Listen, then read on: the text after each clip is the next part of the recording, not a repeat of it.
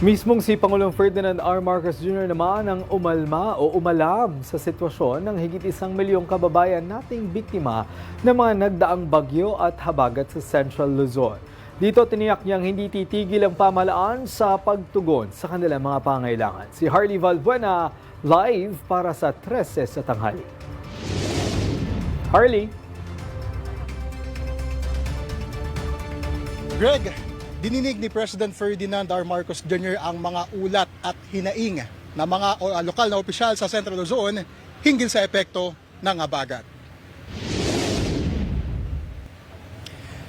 Sa pinangunahang closed-door situation briefing hinggil sa epekto ng habagat dito sa Pampanga Provincial Capital sa San Fernando City, umapila sa Pangulo ang pamahalaang panlalawigan ng Pampanga na ituloy na ang Sabo Dam projects ng National Irrigation Administration sa Nueva Ecija na nakikitang solusyon sa hindi pa rin malutas-lutas na baha sa maraming lugar sa Pampanga at ito ay inaprubahan ng Pangulo. There is a project for Sabo River Dams na 5 kaagad sa Nueva Ecija dahil ito yung kumukuha nun sa tubig sa taas. Sierra Madre na yung pinagkukuhanan ng tubig.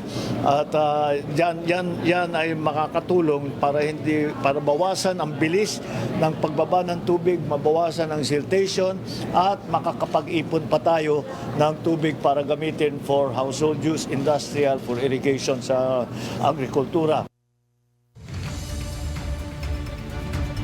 Ayon sa Department of Public Works and Highways, target simula ng Sabo Dam Project sa 2027 sa pakikipagtulungan sa NIA. Bukod dito, pinag-aaralan na rin ang pagtatayo ng 100-kilometer dike road sa Pilar, Bataan na makatutulong ding ibsan ng baha sa Central Luzon.